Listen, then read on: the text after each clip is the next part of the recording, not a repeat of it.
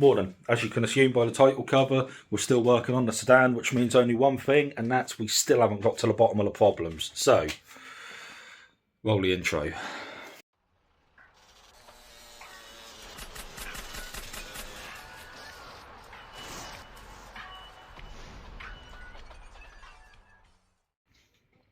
Right, so to put it simply, I've got two major problems still. One of them still being air ingress into the fuel. The second one still being the fact that I'm actually blowing my coolant, which is getting frustrating now. Right, so the coolant issue I still believe to be a problem with the radiator cap. Now, I made a little bit of a discovery. I went back over my order and I discovered that I'd accidentally ordered a Peugeot 309 radiator cap, not a 306 radiator cap. You'd think being XUD, shouldn't be no worries. It still seemed to fit the same. But what I have realised is that, so this is the 1 bar one for the 306. If we go to pop it undone, compared to the 309 one, it actually has a little bit of preload on the spring. Now, the 309 one didn't actually have no preload on the spring at all, so it's a little bit of a swine at the moment because it's still new, it's still stiff. To get it back on, and I think that's on. So it's extremely tight on these plastic mouldings on the top of the radiator. But, so we're now spring loading the rubber seal in the bottom there. Story behind this, drove it roughly about 40-50 mile the other day for a magazine shoot. Pressure in the radiator had been absolutely spot on. Hadn't chucked any coolant. On the drive home after the shoot, we started getting a lot of hiccuping and everything. Now, the other day I discovered that a lot of my air ingress was actually due to the nice little gauge I'd put in there. There was a couple of other things I did. I had the fuel filter housing off, completely resealed it. Again, that seemed to help, but didn't completely solve it. But we were still getting air in. When I took this gauge off, it actually affected the fuel pump timing. So that one was slightly unheard of to me. Whether it's the fact that it was drawing in so much air that it threw the timing out, I do not know. But I had somehow, when building this, managed to tune that out. So the second I did that, pump timing went out. It went into an incredibly advanced state. So right before my MOT, lastminute.com, I literally had to sort my pump timing out and get myself straight to the MOT. I retarded the fuel pump off way too much. So in the end, I was going there. It literally felt like a standard 90 horsepower vehicle. So before the photo shoot, of course, lastminute.com, I decided to whack a load more of advance back on. Got the pump nice and lively again. Of course, I advanced it slightly too much. So not as bad as it was. We could hear a little bit of diesel knock on cold or from startup, and then it would go away once warmed up. Driving to the set for the shoot, I actually found that I could hear the diesel knock audibly inside the car, but not as much outside. A little bit of a weird one, but I put it down to the engine resonating through the bodywork that I could hear it more on the inside because I'm on the Baker BM Group N engine mounts. So I assume it resonating was the reason why I could actually hear the diesel knock a hell of a lot better. So the other symptoms of it was as well was I was actually getting warmer a hell of a lot quicker, and considering I took the thermostat out the other day to try, the thermostat had jammed. I was having pressure issues, so at the moment we've got a gutted thermostat in there. But the temperature was actually still coming right up, and on the journey home, the temperature actually managed to spike to 90 degrees. We had a beautiful bit of sunshine, unlike at the moment, where it's sort of thundery, rainy and cloudy outside. But yeah, temperature spiked to roughly 90 degrees. I pulled over, did check to see if I could hear the diesel knock from in the engine bay, which I couldn't. So I thought, oh, that'll be all right. I'll drive home. I'll get it the rest of the way home. As I pulled up on the driveway, of course, it started spewing up all the coolant into the little overflow bottle I've got there. So I think I got it slightly too hot. Whether or not I'm still building pressure in the system, I do not know.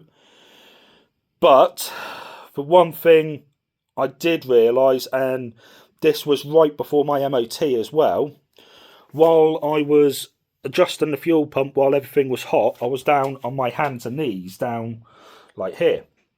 And the whole time I was doing it, I could hear my coolant system gurgling, and I could just hear the 309 radiator cap, which was on here, slightly hissing. Now, let's go see if we can find that 309 radiator cap, and then I can actually show you the difference between fitting them. Okay, so I can't find the radiator cap. You'll have to take my word for gospel here. I probably chucked it in a bit of a rage, to be honest, because I was annoyed with myself when I actually found this issue. But what I'm assuming was happening is because there was no preload on the cap itself when I put it on, it was sealing, but very, very slightly. Now, springs are designed to be preloaded, so the spring under the cap, if there's no tension applied, technically it wouldn't be holding the 0.9 bar of pressure which it's rated to, which is why my radiator caps have been seaming for, my radiator pipes have been seaming fine and everything like that. And I was probably getting away with it on the short journeys back and forth to work, because that's about 60 mile away. Obviously I'd drive there, car would cool off, pressure would drop in the system, and then I'd drive back again, so there was no adverse effects being had there. But with what I found the other day, the coolant system, I could hear the cap just ever so slightly hissing. So it was making what I would probably say was its natural pressure, but because the cap wasn't preloaded on the spring, it was leaking some of that pressure off on the seal. Now, remember, if air can come out, air can also go back in. So if that seal, because of the whole preload situation, wasn't actually making an airtight seal again afterwards, after the pressure had slightly vented, then of course it's leaving it open to atmosphere as such. My boiling point will go back to being 100 degrees. Obviously the coolant is going to expand as well as it gets hotter, and so all of a sudden that precious system we've basically just lost. So my theory at the moment, and I bloody hope I'm right because I really don't want to be doing a head gasket, but my theory at the moment is the fact that because the cap wasn't right for the vehicle, again, my fault, that it couldn't maintain its pressure, and that's why it actually kicked the coolant out. So we've now got the proper 306, the 306 radiator cap on, and I'm hoping and praying that Goodwood this weekend for Players Classic, she won't spew any coolant. I've actually got 2 bottles of coolant spare just in case. I'm going to chuck them in the boot. I'll probably even put a bottle of water in, and I really do not like putting water in the block, but if it's an emergency and I need to get it home, then it's going to happen. But yeah, so I'm hoping the coolant system is indeed just that radiator cap still. It was looking so good after I gutted that thermostat as well, but again, I'm not sure if I covered this in one of the previous videos, but gutting the thermostat, because you've got the coolant system constantly working in a loop, it could mask for quite a while the fact that the head gasket has actually failed, because the air hasn't got nowhere to collect itself and it's constantly on the move around the system. Effectively, you can't create an airlock, you can't turf the water out, so it would actually buy you quite a bit more time. The only way really is going to be fuck around and find out, and unfortunately I've got no spare time to test drive her before driving it to Goodwood on Saturday. So with this weather and everything and how it's being at the moment, I mean, we can hear it raining on the conservatory at the moment, but with the weather how it is, it doesn't look like I'm going to get to wash the car either. I might be able to pull it out Friday and actually just give it a quick little drive, but When I say a quick little drive, that is quite literally going to be a drive around my local village, because I don't think I've got much more time than that with picking my daughter up from school, etc. So we'll just have to, well, we'll just have to sort of touch wood and really, really hope that doesn't go wrong. Right, and then we come on to my second issue, which I do still have air ingress in the fuel system.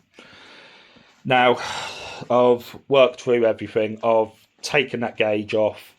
I've resealed all the fuel filter housing and everything, and now these fuel filter housings are absolutely notorious for leaking. I've actually had the lid off separate to everything else, and the lid itself, saying that, have we got it undone at the moment? Yes, we have. Right, let's try and do this without spilling any diesel. Ah, crap. Yeah, just bear with me. Should get away from the paintwork. Right. So, lid. Ooh. So you can see this outer lip here. This outer lip actually pushes against the body of the fuel filter housing. Most people would probably mistake it and think that that must push on the seal for the fuel filter. No, it doesn't. Now, because these warp over time and stuff like that, I mean, shitty old plastic, they do warp. That lip can end up pushing on the body before anything can actually push on the fuel filter housing. Now, if that lip is slightly warped as well, of course, what's going to happen, that lip will prevent contact with the fuel filter seal and then draw air in from the side of the body. So, I have already put this one on the pane of glass and just sanded it. And, well, to be honest, I don't really know if it helped. I think I only took about 0.5 mil off it. I'm probably going to go a bit more fruitful this time and take a bit more off. But then with the fuel filter housing, there was something else I noticed as well. So I'm just going to go wipe my hand up and then we'll get back in the engine bay and go have a look. Okay, so when I said there's something more I've noticed, this was actually during prepping the van engine. So I had the thermostat housing actually in a parts washer. I was cleaning it off and everything, and when one of the bolts moved, I realised I was potentially missing a seal.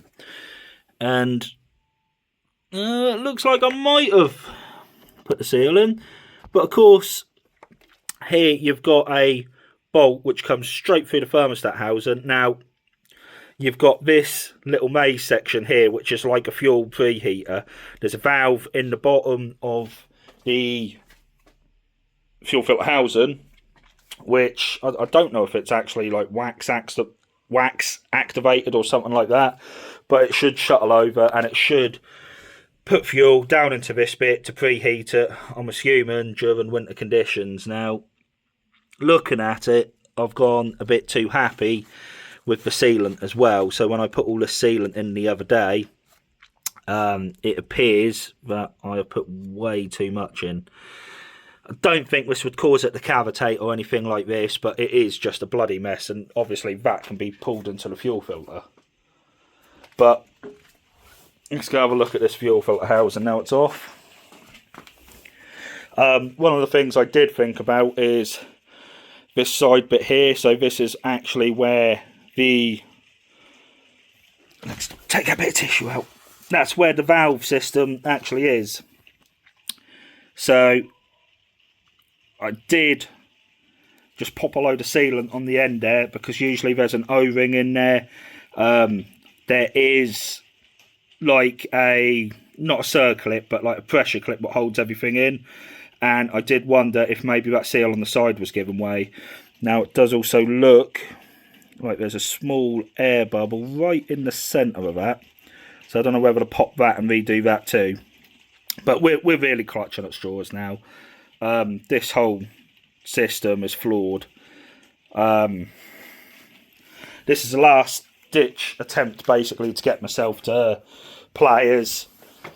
It is drivable, just I've got to go easy, and she will hiccup every now and again because she's pulled some air up. So again, I've just got to watch out for that.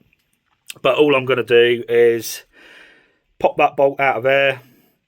I've got some Doughty washers on their way, M8 Doughty washers, and I'm going to chuck a new seal behind there because my train of thought at the time was that this could actually be drawing in air from the block. It's really far-fetched, and to be honest, it shouldn't do unless something in that casting is porous, because that hole is a blind hole in the back of the block.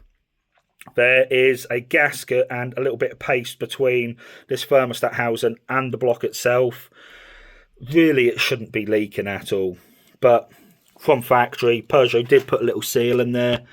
You can just see that little brown slug behind the bolt itself. That is indeed like a washer with a rubber seal on the outside. So if you know what a Doughty washer is, it's basically the opposite of a Doughty washer. Rather than having the metal on the outside and the rubber on the inside, it's the other way round. So I reckon that was just a Peugeot thing. But a Doughty washer will sit on that because it's flat-faced actually on the bolt seat. So I'll try that, give that a stab, and that's sort of a last-ditch attempt on this fuel filter housing. Okay, so I've gone away, had a little think about it, and I think I've come to a bit of a decision or a bit of a conclusion what I'm going to do. It's going to be a mod on the bottom of the fuel filter housing, which basically you do away with the original little wax stat system. So when I say the wax stat system, I mean this little doohickey. So that actually goes in the side of the fuel filter housing there, and the O-ring is really common to end up drawing in air. You can just replace the O-ring and stuff like that, but it's also a restriction in the fuel system itself.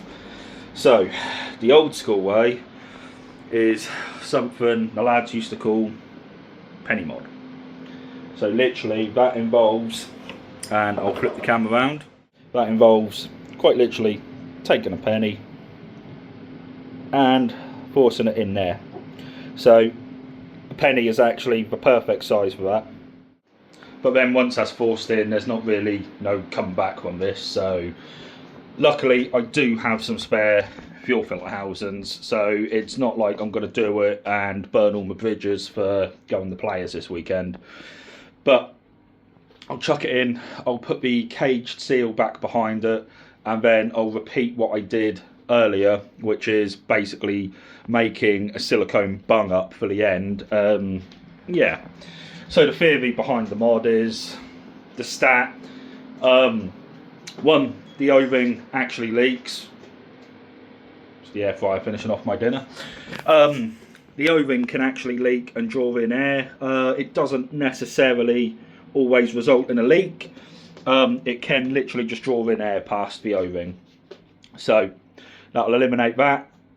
And the other side of it as well is that in-feeding section, that thermostat can actually pose a little bit of a restriction. So the hope here is that it's mildly removing another restrictor actually in the fuel system. Of course, it's not going to remove the biggest restriction, which is indeed the top cap, because if we look at the feed coming in, that's 10mm, whereas in the top of the fuel filter cap, the fuel filter housing lid, sorry, getting tongue tied again. If you look at the lid itself, where is it?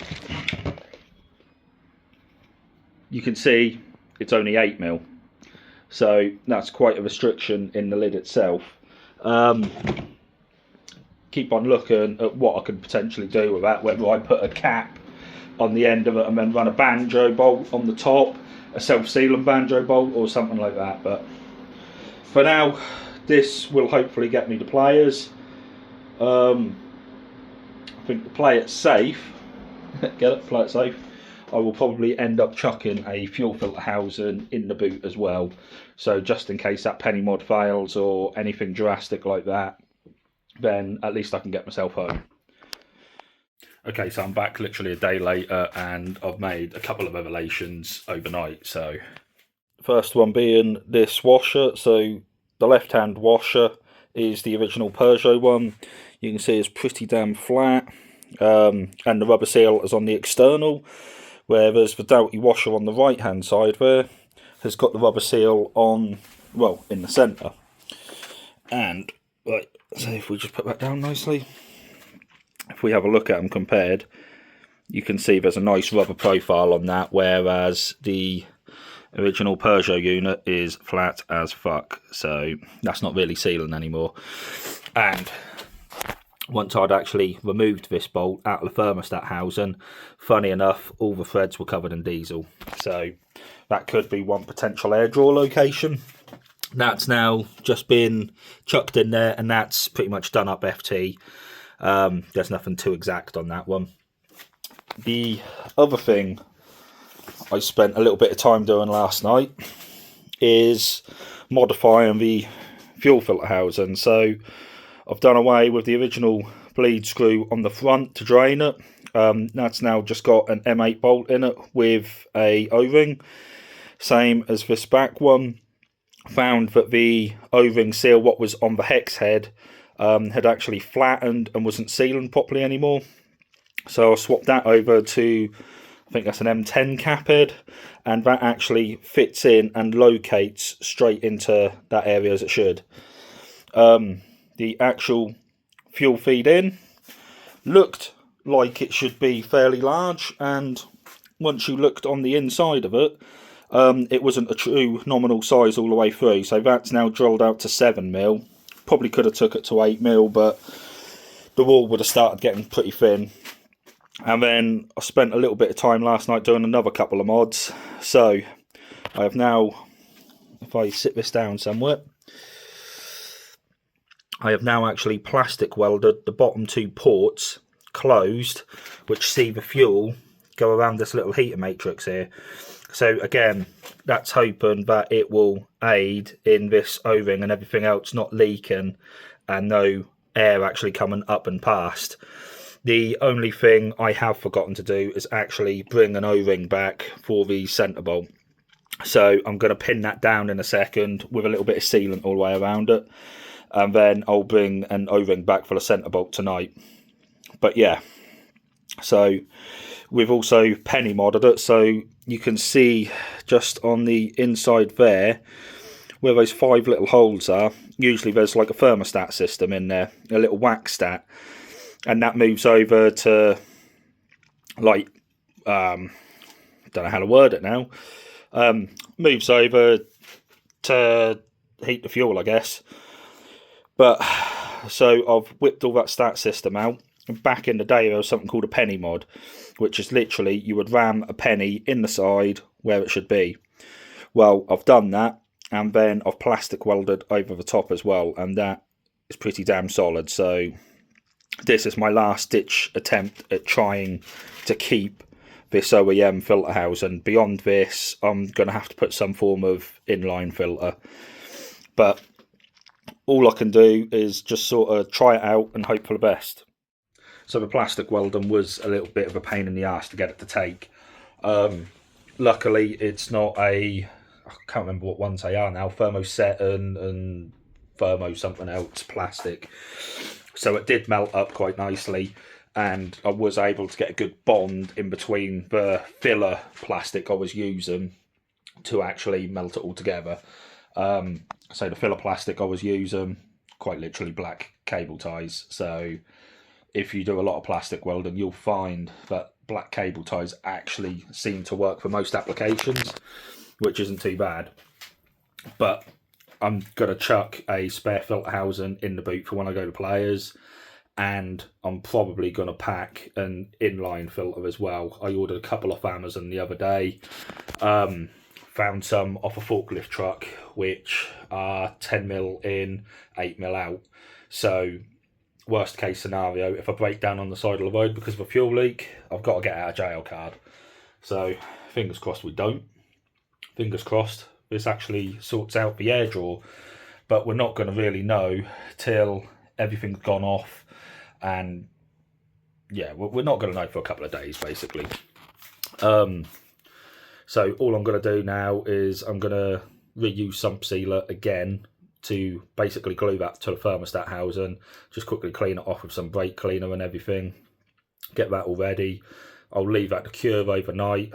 When I go into work tonight, I'll get another O-ring for that M8 centre bolt, so we know it's definitely completely sealed off from the lower half. And then I guess it's chuck the fuel feeds back on and we'll go from there, and hopefully this actually works out.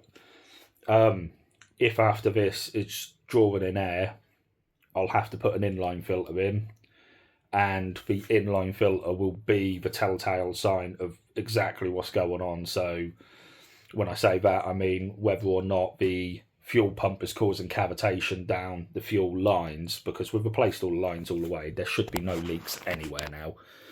But if it's causing cavitation because of the 6-bladed vane pump I've put in, then the only way of getting rid of that is to either force feed it with a lift pump, or to go back to a 4-bladed vane pump, which will mean this fuel pump I built was a little bit of a bum card. But this is why I experiment with my own pumps before I actually start offering this stuff to the guys who I build the pumps for. So it's one of them. I experiment on my own cars, and then I can report back to you guys if it's any good. At the moment, I'm not really convinced by 11mm heads. I put 11mm heads in a few pumps for the Irish lads because they're insistent they want them, and they usually supply the heads, but tuning wise, they're just an absolute pain in the arse, aren't they? Right, and that be that. So, probably not zoom in, but bloody zoom levels on these phones are horrendous. But yeah, you can see like a bead of sump seal around there. So I couldn't be bothered to wait for an O-ring, so I've actually chucked a load of sump sealer under the washer and everything like that. The underside of this, I've actually sump sealed it as well. So going to give this 24 hours to actually go off, and then we'll see if this has actually done anything, if this will actually fix it. So I mean, I can only hope at this point. I think most of the air ingress is usually from this stat housing, which is in the side. So the only thing I've got to hope is that the plastic welding actually holds up. So I'm not going to properly know on that one until it's done a few thermal cycles. The penny, which is in behind there, is jammed in fucking tight. I probably didn't need to plastic weld over the top of it, to be honest, because it is such a tight fit in there, it's untrue. You have to actually knock it down with a hammer. But yeah, this is literally the last ditch attempt to try and save that fuel filter housing. Beyond that, I guess we're going to end up with some form of AN setting set up down this inner wing. But we'll see. If this holds out, I'm happy enough for it to actually stay. So we shall see. So then, just to quickly add on that, the fuel filter housing itself, took another smidgen off this lip just to make sure that that pushes down hard enough on the fuel filter seal itself. The other thing I did as well is I just ran a drill bit down there, opened that out. I could only go about 0.5 mil oversized, but again, 0.5 mil is still more fuel volume actually going or coming out of the fuel filter itself and to the fuel pump. So yeah, all these little things just to try and, well, scavenge the last bits of power, I guess, out of what is an OEM filter. It's probably a lot of time wasted, to be honest, but I still like the actual look of that setup there. I don't like it when these thermostat housings no longer have that sat on top. It looks ugly and pointless in the bay then. But we shall see. If this works, I'm happy to leave it. Right, so fuel filter housing ended up leaking on that end plug. Trying to fuse two different plastics, didn't work out at all. So this is now my last ditch attempt to try and get the Players Classic. Just a shitty fork truck inline fuel filter, and yeah, we'll see how this fares up. at the moment. Proving a little bit of a bitch to prime up. Watching the fuel dissipate off somewhere. And I can't get the air out of the system.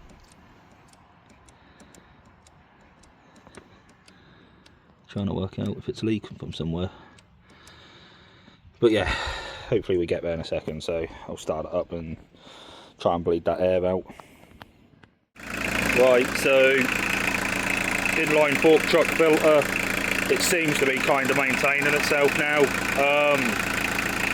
I say maintaining itself, it really isn't great, because we've primed the bulb a couple of times, you'll actually listen to the revs pick up.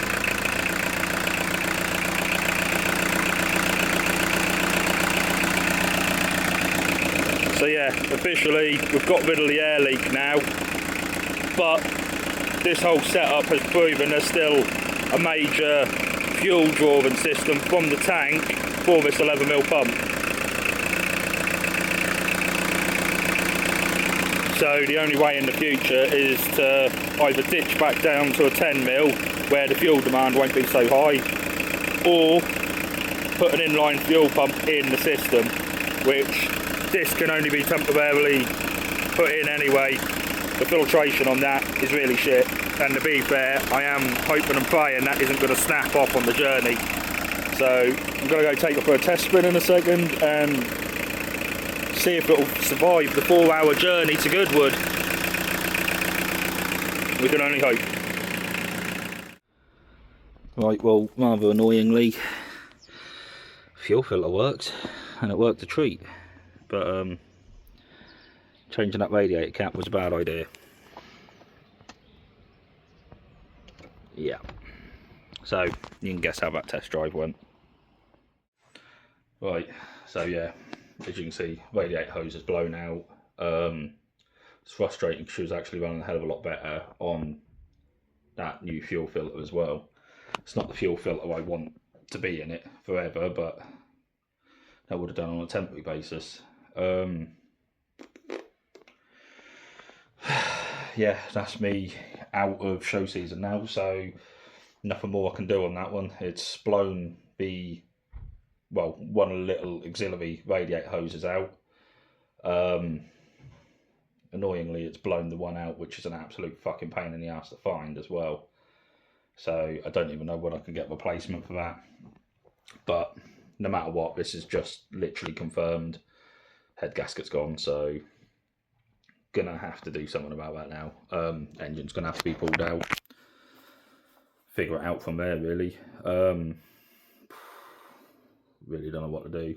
As you can tell, pretty demoralised. So the only thing I have got is hidden down there. There's a ported and polished cylinder head, so I'm guessing that's, well, I might as well get out now and actually put that to use.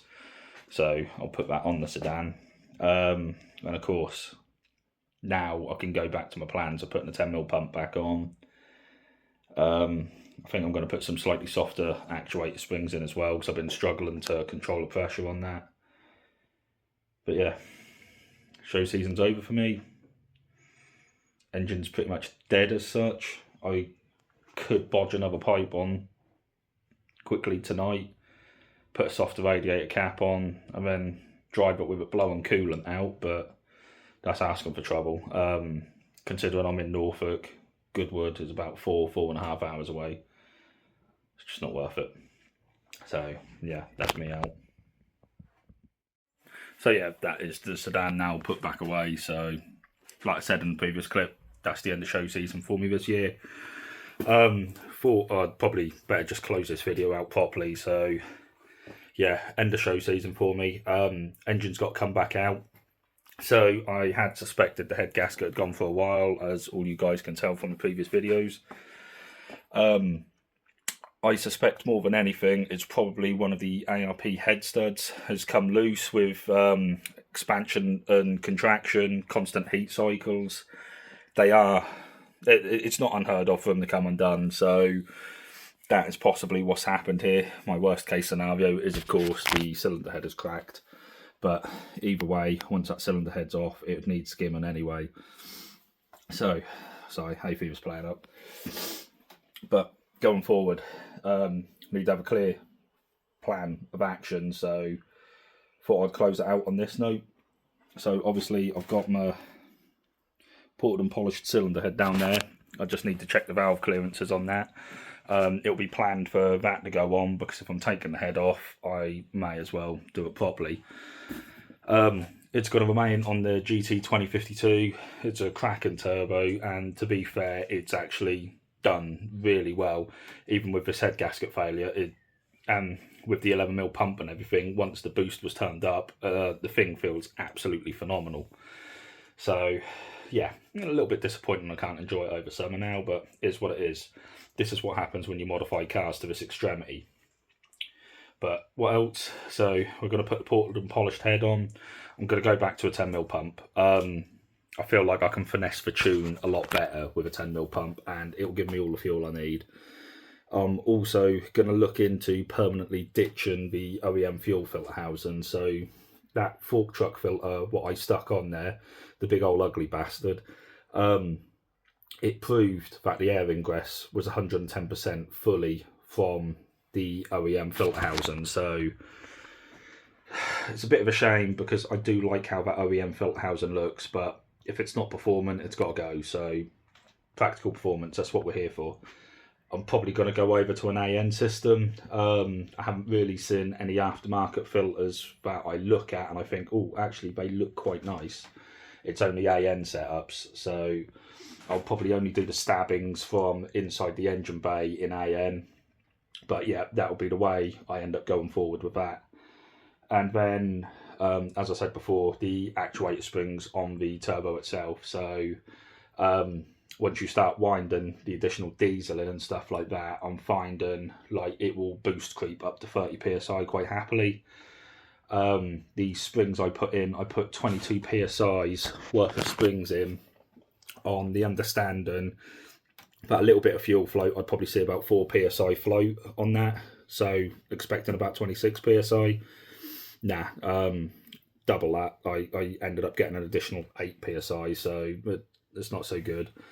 Probably going to put a little bit of a weaker spring setup in it. Not really figured out what spring pressures I'm going to run. It will probably be around the 20 psi mark, so still a little bit on the high side, but the turbo I think can cope with it. It is hybridized. They say 26 psi is max, so if I drop 2 psi's worth of springs, 28, we're still pushing it over its limits anyway. When you actually look at these turbos on paper, they're not designed to run 1040 oil. So when I had all the engine apart doing all this intercooler setup, I did find there was a tiny little bit of play. Probably a little bit more than there should be, so I will check that out when I now go back and have this engine out again. But yeah, I feel like 28 safer than 30, and still on the high side, but we'll see what happens with it. On top of that as well, obviously I had my gearbox leak, so once the engine's back out, gearbox is going to come back off. I do have another paddle sat there, so I've got to decide what way I go about that. I'll probably have the flywheel machined, get it all flattened off, take it all back to a good level again, chuck my other new paddle in, which was my spare, and then the one which is in there, as long as the centre plate isn't actually too worn on the friction plate itself, I'll probably send it away and just get it recoated? No, not recoated, replated, reshoed, something along those lines. But yeah, so we've got a bit of a plan of action. I'm still aiming for 200 brake with it. I don't want to back down from that. There are some thoughts and considerations to go back to what the original plan for like the pipe work was, what I made up for this. So if you remember, like the induction pipe and everything was actually made for the estate, and it was going to be a compound turbo setup using the GT 2052. So we might look into it. I don't know how far I want to push this engine now. At the end of the day, this is my sort of show vehicle. It's the one I want to enjoy driving at summertime, and until I've got the estate actually back, probably shouldn't be trying to push too much more than... Fucking bird shit on the top of the car. Fucking things. Yeah, I probably shouldn't be pushing too much more than 200 brake. So anyone who's tuned these in the past will know 200 brake is still... It's a fucking good number from this engine, but it's still really unreliable as well. So you've got to have your tune spot bollock on to like consistently make that power. But yeah, so it's a bit of a bum ending. I think we all sort of knew it was coming, but yeah, as per normal. Cheers for watching, guys. Cheers for sticking with. Give us a like and subscribe. You never know, it might lift my spirits now I've lifted my cylinder head. So catch you later, gang.